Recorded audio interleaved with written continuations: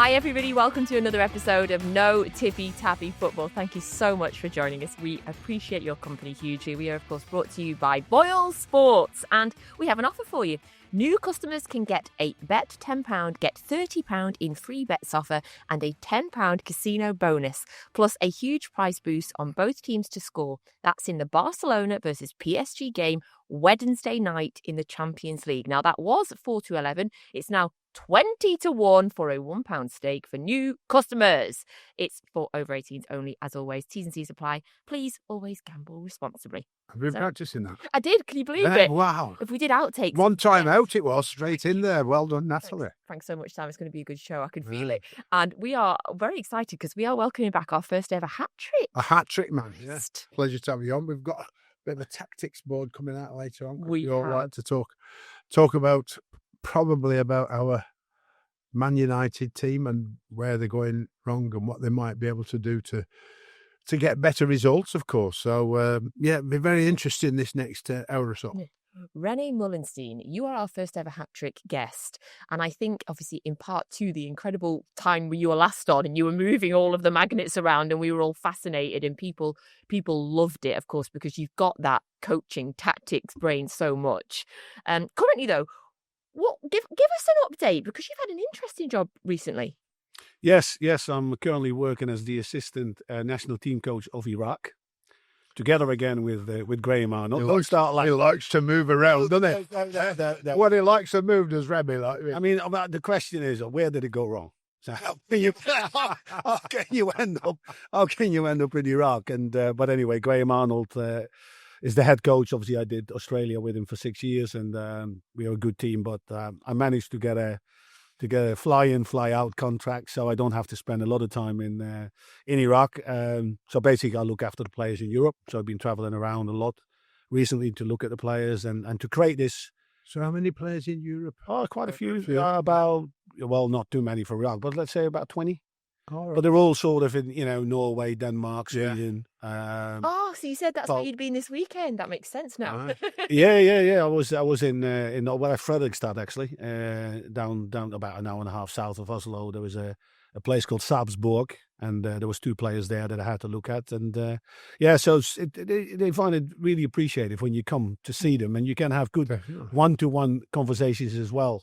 To where they are as players, where do they sit, how do they see the national team? Because Iraq has not qualified for 40 years, right? It is a country that is still rebuilding. There's a lack of structure, a lack of organization. We could fill the whole podcast of all the things going on. The thing is this, but when it comes to 11 people on the pitch, when they've got the right mentality and the right heart, there's nothing more fulfilling than working with those boys towards something that could be unbelievable for them if we would manage to do it. And your most recent game, was it a qualifier? No. That was the King's Cup. It's like a tournament held every year in Thailand, and they invite different countries. So it's an AFC recognised tournament, but not a FIFA recognised tournament. Okay. So we played Hong Kong and we played Thailand in the final. Now the Thailand game got tasty, didn't it? It did very much so. Yeah. Let me describe the scene because it was a full house. Obviously, Thailand playing. We actually played really well. We sort of basically dominated possession. Didn't really create too much. But in the second half, actually, Thailand scored. The goal got ruled out by VAR. We then stepped up on the gas and played well. Got 1-0 in front. A guy, we call him Mimi, the striker that scored the goal. Straight after the kickoff, our right back gets a second yellow, gets sent off. So we had to, continue with 10 men. Not a bad thing, really, because we are preparing for the playoffs in coming October against Saudi, so that could happen. That scenario that's fantastic. But then, just in extra time, there's a ball on the halfway line, and the guy just accelerates forward. The striker, Mimi, he just goes behind him and absolutely just smashes him. There was no reason. He actually even made the gesture, I was going for the ball, but there was no ball inside. He just if that would happen in the Premier League, he would get 12 months suspended, 100% sure. But obviously, a big brawl broke out. Obviously, the players and the staff of Thailand. I just sat there and watched. I'm not going to get involved anyway. Calm down eventually. So we had to finish the game with 9 men. We managed to do that. We did it. We won it. But I think the biggest lessons for us, and you can't organise it, really was those things. Like that happened, because if that happens next week, and we address the players, listen, if we got a penalty against us against Hong Kong, if we do these things, silly yellow cards that eventually result in a red, silly red cards, silly free kicks in dangerous areas, silly penalties, that will stop you from going to the World Cup.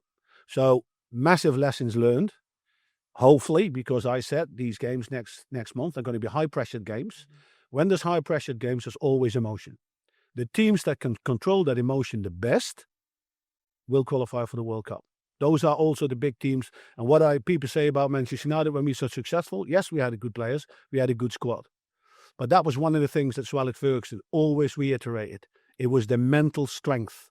The mental strength that got us those trophies most and foremost. Most important. Yeah, Rene, I'm going to play that because my 7-year-old son had a meltdown at his game over the weekend, and it's crazy. I'm saying to him, you need to control your emotions, and you're still saying it to the grown men as well. Yeah. When do men ever start controlling meltdown? How old is he? 7. Well, he's 8 on Wednesday. Yeah. Kick the Meltdowns. ball away.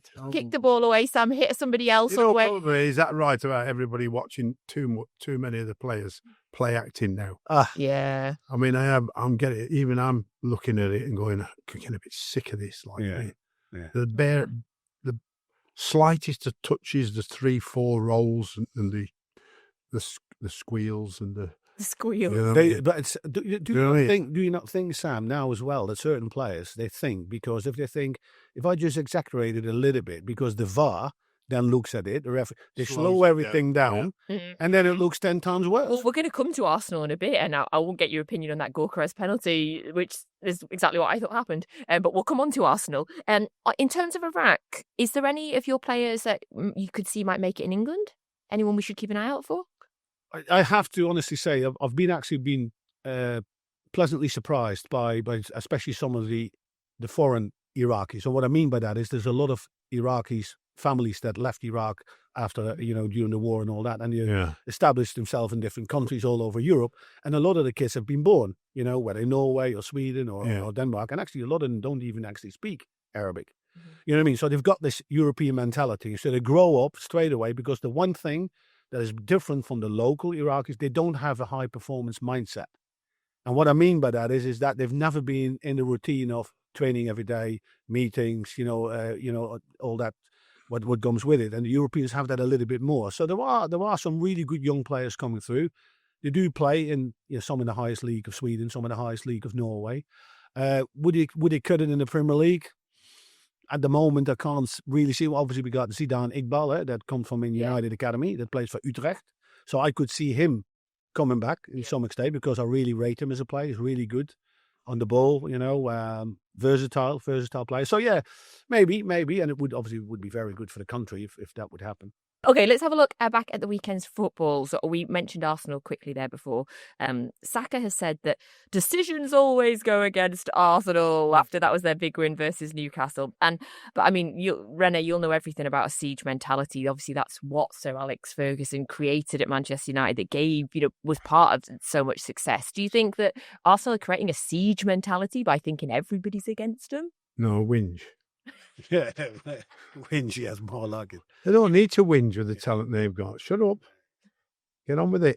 Yeah, when you've got a squad at the size you've got and what you can achieve with that squad, is don't make excuses. Keep quiet and carry on and build from within.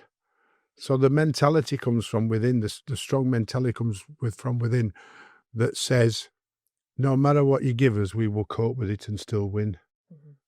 And if you do that, that's why you win the league. Like, that you didn't see Liverpool's manager whinging last year if it didn't go again for them. Well, not very much went wrong. Like, I don't see Pep or the team. No, he scratches himself. He's got to stop scratching his head too much. I know that, but you know what I mean. It just seems like there's a slight like they're always the ones who are hard done by, and they never are. Yeah, but it's so true, Sam. What you say, it's so true. But it's also important that you as a manager, you set the tone, and you also have to make the players part and understand what should they say or not say. Give you a little example. With Australia, we stop the players from saying hope. We don't want to use the word hope. Yes, good. Hope is an excuse. We want you to use the word expect, right? You're not going to say the World Cup. we hope to win. No, we expect to win the game. Okay. We expect to go to the World Cup. We expect to perform well. It's completely different. It's a reassurance. But the thing is this, because Saka says this because of his emotion or whatever it is, this and that and the other. It's definitely not backed. It wouldn't be backed by Arteta, I'm sure. But he should be already anticipating this. No, guys. No matter what happens to us, like Sam exactly says, no matter what you throw at us, no problem. We will deal with it. To be fairly honest, if you look at Arsenal's first games, they had some poorly tough games, and he overcame them all. Yeah, you know what I mean. So no reason to to whinge for whatever reason. Like I said, keep it within inside. That's I think the strength. If people start from outside, they try to come in, and they can't get in there. That's when they start to struggle. The media from the outside, you think, and that is also, like you said, that's also what Sir Alex Ferguson used to say to the players. Only one that those matters are the ones in here, us. Everybody that has an opinion, they have nothing to contribute because they don't train with you, they don't run with you, they don't tackle with you, they do nothing with you. They just criticize you when they think, when they feel the moment is right. So, yeah, I think Sam is spot on that one. Did you think it was a penalty for Gyökeres, the one that got overturned? I don't know what's a penalty, what isn't a penalty anymore, to be honest. I think the question I always ask is simple. Yeah. Was he brought down or did he choose to go down? Yeah. No, honestly. I love that question. No, honestly, that is it. If you can see, he's clearly been brought down against his own will, penalty. But if he chooses to go down, then it's not a penalty. So I think Gyökeres chose to go down. Well, listen, and VAR can distinguish that even better because VAR has got slow motion. Yeah. So when everybody goes to slow motion and looks for the contact, if you look at the body language of the player, he started to fall before the contact. And that tells you he's trying to buy a penalty. I have the laws of the game handbook saved on my laptop for when I'm at work because they're constantly like I have to check what's happened. Yeah. So that was Arsenal Newcastle. We want to talk about Ange as well. Bring up Ange again. Hey, listen. Oh, he hasn't won in 5. 5 games now he's had. His next 5 games. Midtjylland, have I said that right? Yeah, it's good. Midtjylland from Denmark, yeah. Midtjylland in Europa League. Yeah. Newcastle, Chelsea, Porto and Bournemouth are his next 5 games. Tricky start for him. He has been, but I think if you look at his first 5 games, there's only been 1 game that he played at home. Right. So he's been, I think so. He's been on the road a lot. In different leagues and different competitions. And the thing is this, like, I saw them again. I think, was it which was the team in Europe they played last week? Real Betis. And it was actually a good game. They played some really good, decent football. So the thing is this, and Sam knows it more than anybody else, if you start at a club and to straight away get some calmness into the club, there's only one way to do it. It's winning. You know what I mean? Because then everybody settles down. You can get but just go back to when Nuno took over. When he took over from Cooper. Yeah. He started winning straight away. You know what I mean? And basically he built from there. Now, Ange has to weather this storm because obviously with that kind of an owner, there's a storm around the corner every time. So he needs to get a result badly. Plus, obviously, he's a little bit. He's got a bit of a stubbornness in him. He's got a certain way he wants to play, which is, an attacking style, a bit open. Maybe. But he won't change either, though, will he? Exactly. So he's got that stubborn. But so he's not a tactician, then, is he? No, I know that from Australia. He's a limited coach. If you're talking to me, Emmy, about I have this way and only this way, that means you're a limited coach. 100%. So you don't understand any different way to play or any other way to play. And it's so true. If you're just playing that way, you know what I mean? So, it's just unbelievable that you're not able to adapt or adjust you in the head position to.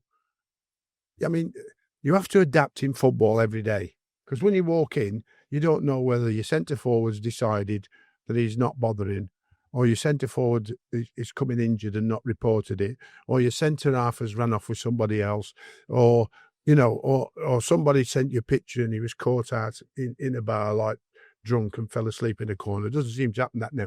So you have to deal with that every day before you go out coaching. And then you speak to your coaches and say, what you're going to work on this week. Well, they're just saying, well, we only play this way, so we're going to work that way. When do they get to the opposition? Or when do you say, if we are just like this and just like that, we will just stop that extra bit of quality that they've got, which is their strength. And then there, look at that, like how weak he is, look how slow he is. So we're going to practice just running in behind and playing a lovely ball just in behind the fullback. So we're going to get in down the side.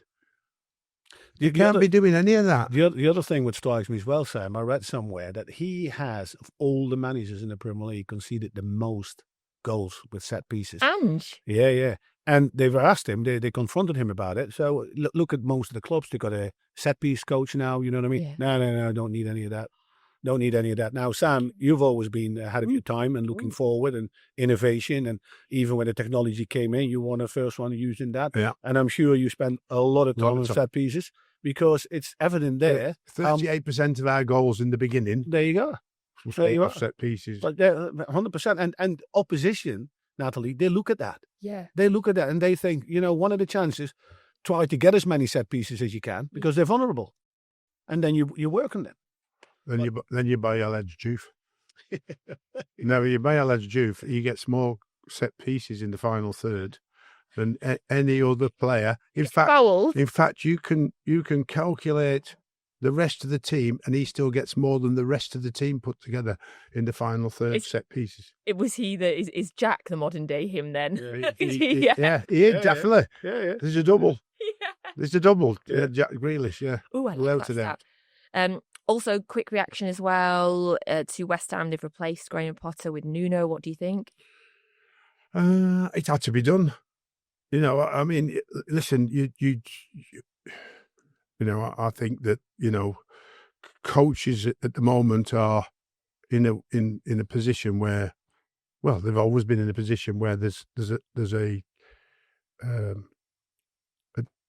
position that the club feels you should be in. And it doesn't take very long before everybody starts to question it. Yeah. Because we're only, 6-7 games in? Six Games in. And their performances and results particularly been so poor. More importantly, at home. Yeah. If you're going to survive by winning at home. Yeah. Because it's lovely winning away and it's very difficult to win away. But you're sending your home fans happy. And if you're sending your home fans happy. And it's not an easy place. It's not an easy place for your players to play or your manager when it's not going well at West Ham, because they like to show, as much as they like to get behind the team, they will show their disapproval as well. I think with Nuno now coming in, and he's obviously had indifferent kind of success here in the Premier League, did very well with Wolves, played Absolutely. A really nice style. Obviously went to Tottenham, equally a difficult club to manage. We all know that. He goes to Nottingham Forest, did an absolutely amazing job. I obviously love to see them, the way that they play, the way that they set up, did really well, very successful. I think it's actually a good shout for West Ham to bring him in, because he's got all those experiences now. He has to steady the ship a little bit, consolidate. You can't expect suddenly West Ham going, playing fluent and flowing football, because I don't think they got the players for it. But although that's the style he likes to play, but he first needs to shut up shop at the back, a few clean sheets to get a bit of confidence back in the team and build from there. You basically need to get in, Sam, to find the shortest route to results. No, honestly, and I agree with Sam, right? Everybody wants this. No. How can we get the shortest rate to results that the players can buy into, what I can work on? How can I affect it? That romanticized all the stuff, forget it. I know I would love it and I like it, but it's not for that many. I wonder if coaches today ever sit down with the players and say, where do you want to play? And what system do you like to play in? That is why I think Arne Slot has done a fantastic job. Oh, absolutely. And when they asked me about it, because nobody knew about Arne Slot, and I said, don't worry about it. I think he'll do really well. And I'll tell you for why. Because I know him from Holland. He's got clear ideas. He's a very good communicator. But more than anything, he will not throw what Klopp has built out the window. He will use everything, and he will just keep going on it, and he will tweak it here and there and maybe add a few things. But you will see a very, very similar side to thing. And And I agree totally with Sam in terms of as soon as managers do that, you can only get away with it if you come into a situation. Let's say, for instance, now somebody has to take over Manchester United, and most likely they would change the system because the system, this current system, then there's reasons for it. And the players go, thank God for that. You know what I mean? And then obviously you get a reaction. But if you come in and actually the system that they've been playing, they were very comfortable with and it worked really well, you might cause yourselves a whole lot of problems. Yeah. You know, because if the results don't come. But he won the players over. Yeah. That's it. His ability as a coach, not tactically, forget the tactics, he won them over. Mm-hmm. Yeah. As a person. They said, oh, I like this guy. Yeah. 100%. He's good. Wow. We can play for this guy. Yeah. That's more important than his coaching and his tactics by a million miles. Well, look at Salah, for instance. He said him Signed a new contract. He sat him down and he said to him, listen, I look at you and I can see you're not entirely happy in the last back end of club. What was the issue? And 100% he felt that he had to do far more defensive work that hampered his attacking thing. So Slot found a way in some way for Salah to do a certain amount of defensive work, but also give him the opportunity to sort of, I wouldn't say cheat, but already take up an attacking position whilst he's not really need to be involved in defensive action and somebody else can cover for it. Look what's happened. He's got a new lease of life and he's flying. The Premier League is just so interesting this year with the managerial merry-go-round that we're just talking about, but also the promoted clubs as well. Yeah. Oh, well, at last we're back to how the Premier League used to be. Sunderland currently in fourth. It's taken us 3 seasons to get where we have always been, where the bottom 3, the promoted 3 have done their very best, and at least 2 out of 3 would survive and have a season beyond what they would do and finish maybe, 10th or 11th, which is because all 3 of them have put points on the board now to challenge everybody else in the Premier League, which makes for great entertainment. So you've got the top of the league, which is not being challenged enough, I don't think. So you've got Arsenal, Liverpool, City finished this year. Yeah. Unless somebody comes along, like it doesn't look like a Chelsea to me. I'd like to see it's not a Man United. Keeps going. Tottenham, I think Thomas Frank is brilliant at what he does. Yeah. But, will they score enough goals? Have they got enough goals? That's probably one of the things that I'd be concerned about. But I think that the bottom, the new promoted teams have been a breath of fresh air, which is what the Premier League's always been about. It's been about the bottom being able to beat the top at some stage in the season and creating, how did that happen?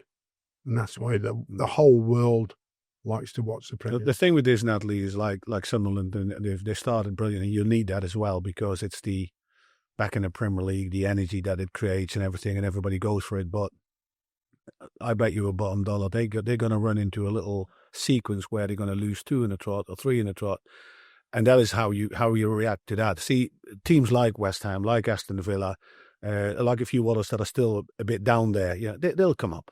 They will eventually find a groove. They come up. I can't see. It's still early doors, only 6 games in, but that is what those teams have to do because they're obviously riding the wave at the moment. But the moment is when that wave flattens out. Yeah. How do you react? How do you react to that? So let's talk Man United then and the home truths that maybe are or are not getting told because it was another defeat for Ruben Amorim's Manchester United versus Brentford at the weekend. So some of the sort of headlines from that game. They finished the game with Mbeumo and Mount as wing-backs. They've still not won Premier League back-to-back games in 10 months under Amorim. And Wayne Rooney has said on his podcast that Manchester United are broken. How do you feel about all of that?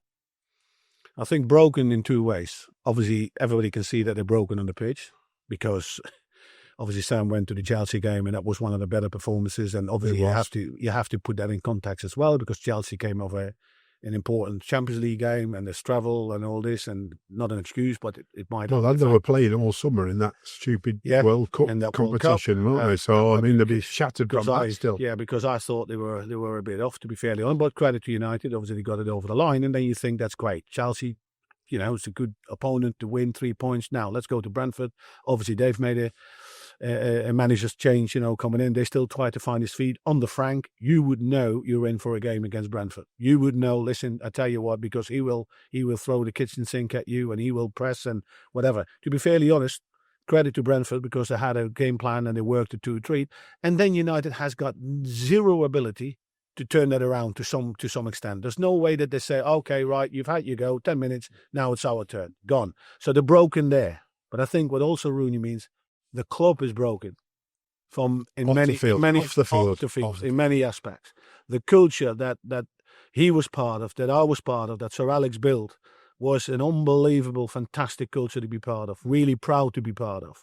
And it was a family kind culture. It was everybody together, It wasn't like segmented with all this and that and the other. Everybody's looking after each other. Everybody felt part. Everybody felt, value to some extent. And all those things that have happened in the background with the ownership, with Jim Ratcliffe coming in, with all the redundancies and all this, the whole culture that Sir Alex Ferguson built for over those 26 years has completely stripped away. One of the biggest things that I found, what I've learned from Sir Alex around those games was, and he said it great to me at one point, I guess because I asked him, he says, you're not really getting that much involved when it comes on game day in terms after you've delivered your last tactical meeting, the team meeting, which was short and sharp. During half-time, he didn't speak. Straight away he came in, he would speak. He would never sit the players down and give him a rest. He would speak straight away. 2 to 3 minutes max. But around the game, and he would come in, players know him, but then he would go to his office, as or whatever, sit in then. He said, you know why? He says, the biggest thing you can give players is trust. They need to feel your trust.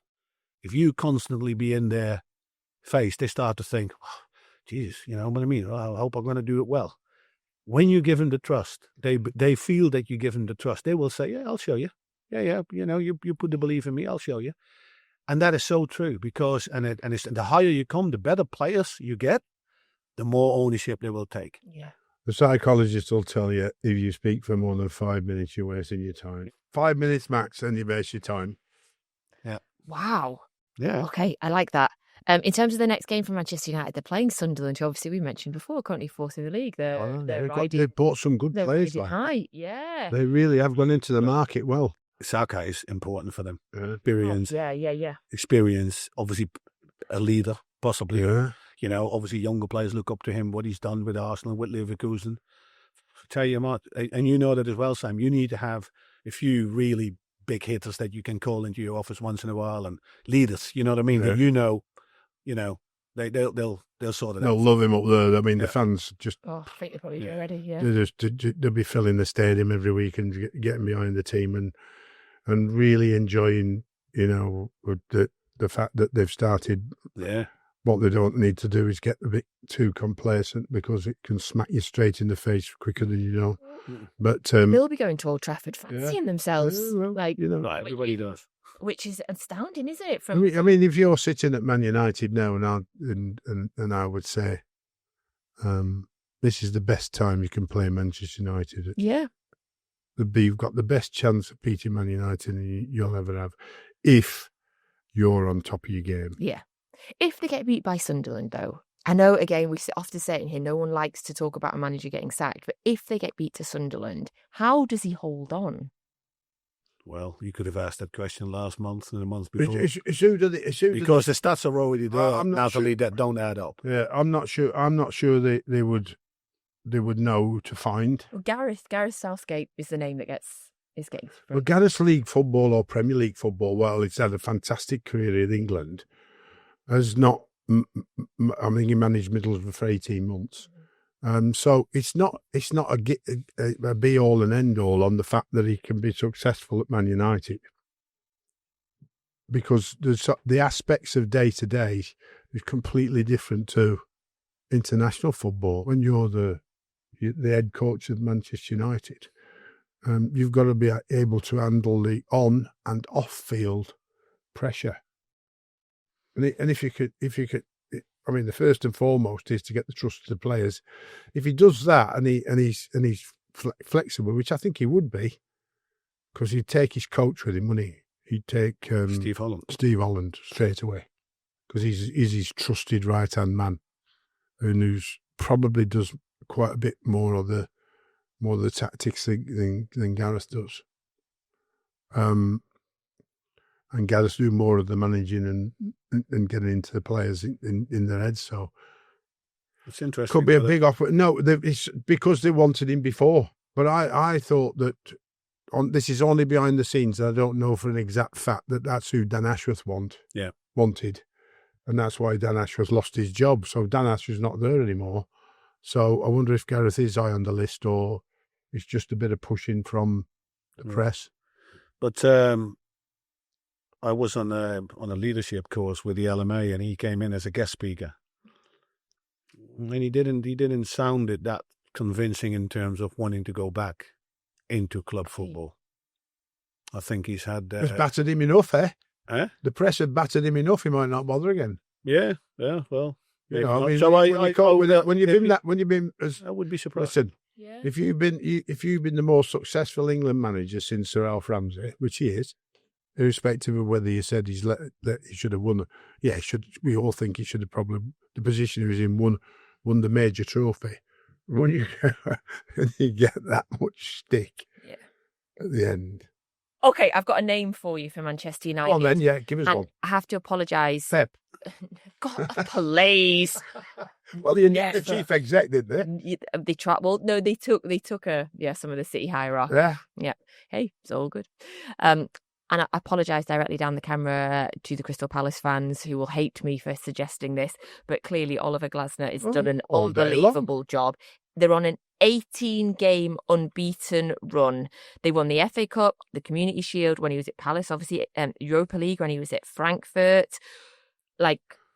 He plays in a similar way, but better than they do. So do you think he would be on the short list?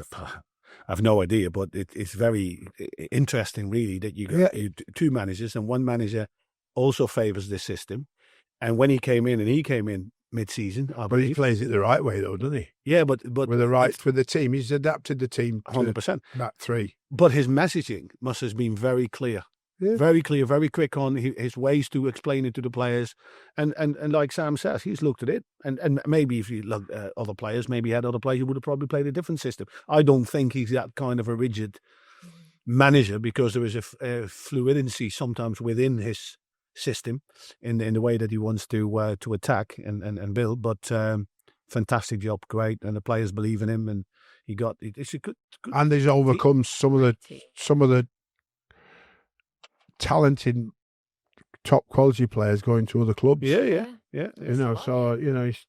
I kept saying it. I said it'd be off air before to you, Natalie, as well as this. I absolutely rate him so highly, and that's one of the players that I would brought into Manchester United directly. Adam Wharton in the left field. We love Adam Wharton. Honestly to God, you know what? I'd have bought more than anybody. Mateta. Absolutely. Yes. The centre forward. The centre forward is absolutely brilliant. Yeah. And why they didn't buy him, I don't know. Especially when the big strikers, those players in that United team. Especially when the big strikers coming back. You look at the size of the lad at Newcastle. Yep. 6'7" is he? Yeah, 7. You look at the Voldemar. Yeah. You look at the size of the centre forwards again. Premier League experience. Absolutely. Voldemar has never played in the Premier League. You see also Wirtz now a little bit Liverpool, struggling finding his feet. But you buy the lad at Wolves, Mateta, does it? And you've got Mateta who's winning in a team and winning the FA Cup and getting to Europe for winning the FA Cup first time. And it took him more than a year to do it. Mm. Because I was at West Brom trying to get him when I was manager there, and Crystal Palace took him, because I spoke to Steve Parish about this. Crystal Palace had got him because they took him on a 2-year loan. Yeah. And his first year was almost a waste of time, and his second year, the back end, and they signed him on. So it took him 18 months, 12 months to 18 months to settle into the Premier League. But there is not many centre forwards as good as he is. And so why did nobody go, bang, Man United, back, you know what I mean? Because he's got everything. In fact, you could take the entire middle of that team. You could take Wharton, Gahey, and the goalkeeper, and you could put the four of them. Well, Gay's one of the best. Gay's one of the best centre halves in the country. Yeah. And the goalie's one of the best goalies by the proof of it. So down the middle, which we all talk about, they've got down the middle, and they've got it. I mean, they've got everything they want. What I like about Wharton is, honestly, you look at him, you analyse him. His intention is always to play forward, and he's not. And he's a good ball retainer, but he knows when to put a bit of juice to his pass. You know, breaking the lines, a little bit disguised. You know, it's phenomenal player, honestly. Yeah. They're the best. They're the best. You know, Palace. They're one of the best recruitment teams in this country, because they also are brilliant at recruiting from within this country. Yeah. They are not frightened of going to the leagues below and going, we'll buy him like as Elise? Like Elise. You know what I mean? They picked up players for years and years and years. When you work with Steve, it's like, the most important thing what a lot of people don't understand about recruitment, and what is really what is the quality of good recruitment? The quality of good recruitment is to identify the potential, but you can see that this player can play at a higher level. Yeah. You know, that if you can picture him, because sometimes if you bring players in from different leagues, you know, and nothing is so dynamic and versatile like the Premier League. Yeah. You know what I mean? It's a different kettle of fish to play in here. You know, all the dynamics are different. It's fast, it's intense, it's energy and all this. But that's the key to good recruitment. And that is why also a lot of clubs go wrong, because they got that part wrong. Well, we'll get Sam's thoughts on Manchester United's recruitment in the next section. So that would be perfect timing, because, Rene, we are going to pull out our tactics board. It is the first time we have done it this season, but you are here, so we have to wheel the tactics board out. Now, if you're listening on the podcast, I could recommend nipping over to YouTube and watching this as a little clip, because we're going to get the board out and we're going to move all of the magnets around. So, Rene, what I want to talk about is, so it's United playing Sunderland.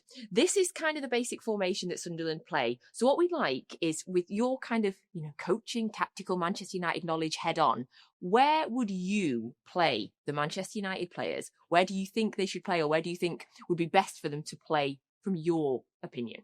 Right. Well, there's already been a lot of been said and discussed about, obviously, the system. And the system, it's not working. I think Sam will agree with me. It's never the system. It's the players that have to play the system. Correct. But I think Sam would agree with me. If the system doesn't suit the players, I think you're not very clever as a coach. You need to have the players play to their strength. What I would do with Man United, and let's start with basically the boys that they brought in. They brought Sesko in. Yeah. Obviously he will be striker there. They brought Cunha in. I'll put him here for now, for the moment. And quite wide. Yes, and in Boemo, right? I will explain you that in a minute. Now, one of the things that has happened with Manchester United is, in the midfield, you've got different options, but you played Casemiro here with Fernandes, Ugarte here with Fernandes, and I think that's one of the problems already, because if you put Fernandes that deep in the midfield, which I don't think he's got the energy and the defensive discipline and the legs to do it, so I would definitely play him higher up, off the striker. I'll explain that in a minute a little bit more. In the midfield, there's a discussion there. Who are you going to play there? Because I do think that both Ugarte and Casemiro haven't got the legs to play in that midfield. We talked about Kobe Mino. He's still young, but has got the legs. I have been said, a lot of the media, I think they should have bought Wharton from Crystal Palace, because I think he's an outstanding player, but put him here for now. So I don't know who that would be initially. Yep. So then obviously you would have another midfielder here, right? So he can come to the names in a minute. This can be obviously Dorgu, who's done fairly well, or Luke Shaw. This is another problem area for me. The back scenario, you can see straight away, I would not play with a back three. I would go back to a back four. Yep. 2 6s. Yep. Higher with Fernandes. And then, now look at these players that they brought in. Cunha, Sesko, Fernandes, and Mbeumo. Together, more than 50 goals. Yeah? Now, he likes to roam inside. No problem at all, right? You can go. He likes to go higher. No problem. You can still get that. Right? Then you've got a decision to make with them. Are you keeping him flat, right? And you keep Mbeumo high on the line, because he is good on the line and he can dribble. he can go past this and that and the other. Yeah. This will give you the protection for the two centre-backs, those four. But if he has then the freedom, Fernandes to rove around, you got Cunha to move around, you get this box scenario here where they then have a decision to make, this player, because he can't handle them both, because he will be there. So what is he going to do? So there's always a free player, and then him in the pockets here, him in the pockets, and then here you get the wide areas. What I think that does is play him to his strength. He got more support from Fernandes in here because he's good in picking up the balls.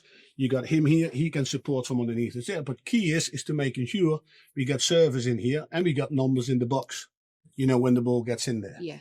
Plus you got the security here.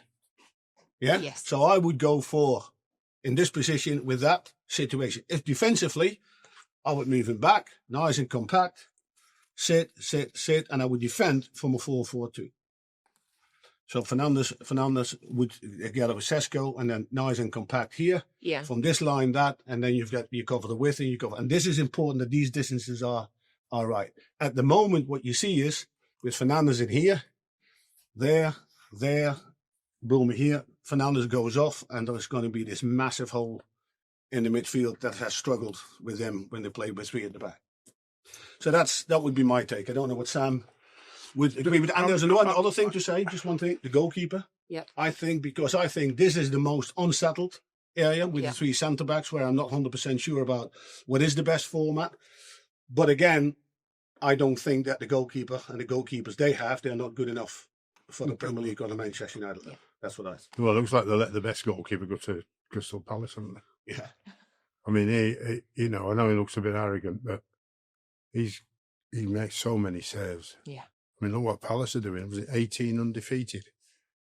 And they've let him go. Yeah. And you think the money that they spend. I mean, because it's Man United, and when you buy a player, you're talking an extra 20%, 25%, because you think they're going to pay it out. So, Man United's problems, and like we all know, we've been in a huge amount of time, and the one that we probably both spoke to Sir Alec about is for many years has been recruitment, and then when we got the changeover, Jim Radcliffe, and then we got all the staff changeover, they still fall in the position of recruitment hasn't been as good as it should have been. Mm-hmm. And I'll tell you why, okay? Because the falling in the trap of most Premier League football clubs, and this normally happens to the team that's not Man United, that's supposed to be in the top four, is they've spent 250 million, but it's 6 players. They should spend 250 million on 4 or 3. Mm. Quality players that go straight in this team down the middle, wherever it might be. And that's the end of it. Because now they spread the money out and say, "Wow, we spent 250 million, and we've done it on 6 players, and the 6 players would be, if at all, slightly better than the ones that have left or the ones that are still there." And that's the problem where, and we've seen Arsenal grow over many, many years. Mm. So patience is a virtue. Even though he hasn't won a trophy and everybody's putting him under pressure, the players that they've started and have been buying slowly over the period of time, because they spent over 100 million on Declan Rice. So we can talk about the players and we can talk about the system. Mm-hmm. The system doesn't work if the players are not good enough, whatever system. But there is a case, like we all say, the system doesn't even suit some of the players and a back three. Yeah. Yeah. Now, it suits Crystal Palace. Yeah, it suits because they've worked at it in a better way with the players who have adapted to that system, because it wasn't the system they used to, and now they're getting they've convinced, the coach has convinced this is the best way, and they are proving that is the case. So they play with a back three. Mm. Everybody says Man United can't play with a back three, and it's proven at the moment that that's the case. My only concern is the 2 centre-halves, whichever it is, don't seem to have enough pace to deal with it. In a back three? In a back three. No, in a back two. In a back two. Even if you're changing. Even if you're changing, And my only coaching term would be, which doesn't happen at most clubs now if you play with a back four, is that I'd keep one full back at home. So if they're attacking down this side, he would have to stay in there. It's old fashioned, that people would say, because that's what happened. That's how you were taught. Yeah. So if this one goes, that one stays. Yeah. If that one goes, oh, sorry. I mean, this is similar to Man United's season. Just falling. So this full back goes, then he stays. And so then you've got one centre. Now, of course, if you've only got one up top, yeah, you could do this.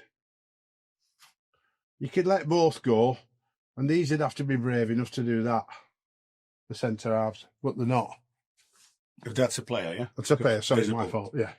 So you've got one centre forward up top, so you put one in, so this leaves these lads to do a bit of an high press better. You know what strikes me, Sam, where Manchester United was always good about, what we were always big about.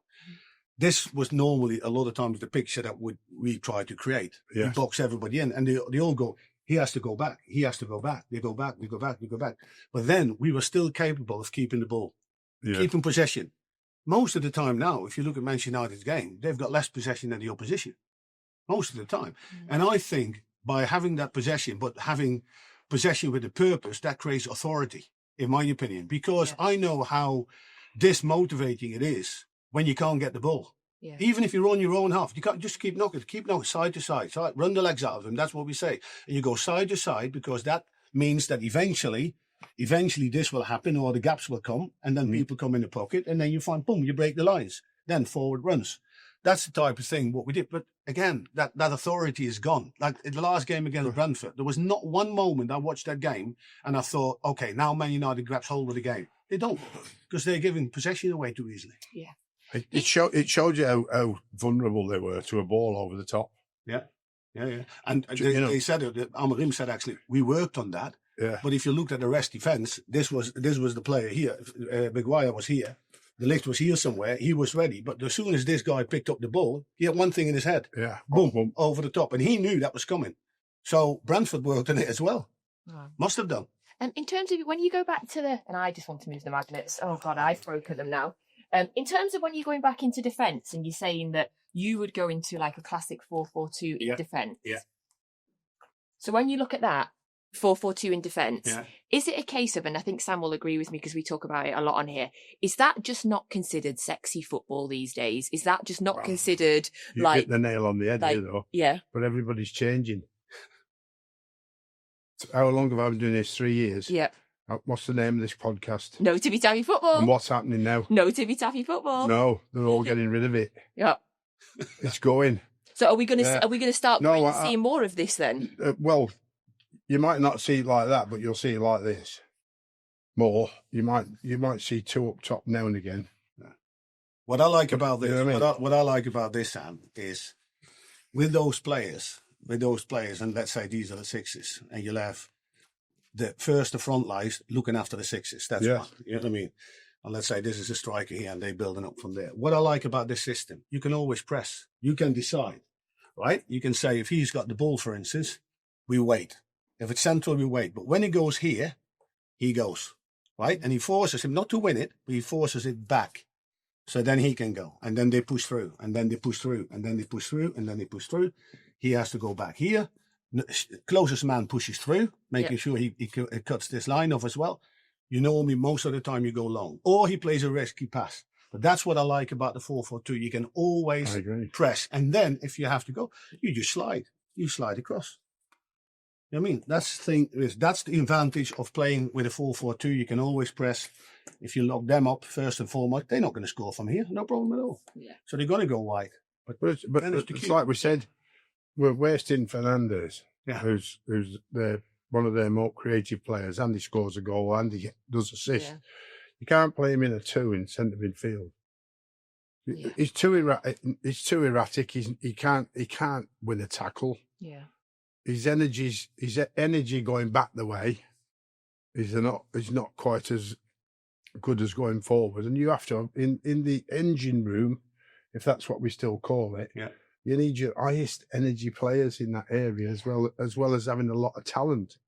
So he's just trying to find a solution he can't find. Yeah. So once you've done this, I've said it before, once you've done it this long, once you've been at it this long, as we have, we forget what our priorities are. The priority becomes winning, only winning. So you forget your systems and you pick a system that suits the players to get a result. But he's so stubborn. He's like, he just won't change. And that's going to be, eventually it will be his downfall if results are kind of, and I think they've been very lenient with him on the basis of, bloody hell, who do we get now? The thing is this. You know what I mean? We both been obviously on the training pitch after you're winning, right? Which is great. You're planning for the next game. And let's say you got a whole week to train, which United have now a lot because no, you're right. Yeah. But it's also out the Cameron Cup. But it's also, and fortunate, I have not experienced so many of those days because most of the time we were winning, but sometimes you do run into a loss, whatever it is. And as long as it's not a trend, it's not a disaster. But if you look at Manchester United now, it is a trend. So I really wonder, because I know players, they like to train hard, they want to come off the pitch, but also they want to feel the purpose to it. Now, I wonder that all those players are there. They somewhere subconsciously in their heads think, our manager's not going to change. Yeah. And every time they come off a performance that is not good enough, and most likely a result that's not good enough. So I think then, how is that atmosphere during that week training? Because the players are going to go 5 days, 6 days through training, knowing we have to do exactly the same, but nobody knows what, almost know that's not going to work. It's weird, isn't it? It is. I mean, I went to a Chelsea game live at Old Trafford, and I came off and thought, well, there's a bit of hope here, because they really did. I mean, don't forget that game was 10v10 for most of the game. Because I know Chelsea got a player sent off early, but then so did Manchester United. So they won that game quite comfortably. Yeah, and considering. Probably at the end of that game, I was more worried about Chelsea than I was about Man United, thinking, well, surely that's then turned the corner. So I sat down live, like I do on a Saturday, on my own, don't have anybody, no disturbance, turn my phone off.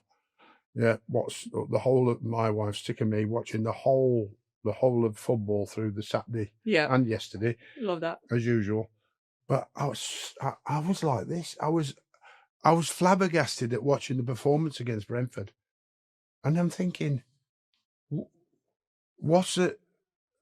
When they've looked at the game against Chelsea, what have they done for the Brentford game to change how to cope with how Brentford are going to play? Yeah. Or has he just concentrated on how we're going to play and how we're going to break the opposition down?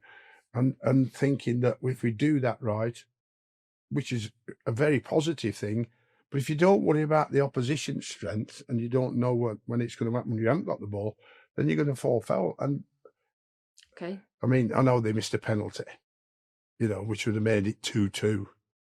And that would have probably been, the result, a win and a draw. At the moment with Man United, that's not too bad. Yeah. Thank you so much for doing that for us. We really appreciate it. Brilliant.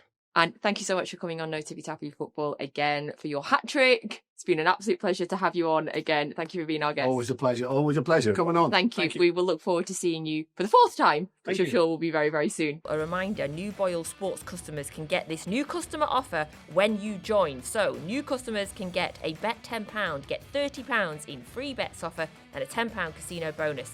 Plus a huge price boost on both teams to score in the Barcelona versus PSG game on Wednesday night in the Champions League. So that was 4-11. That is now 20-1 for a £1 stake. It's over 18s only. T's and C's apply. Always gamble responsibly.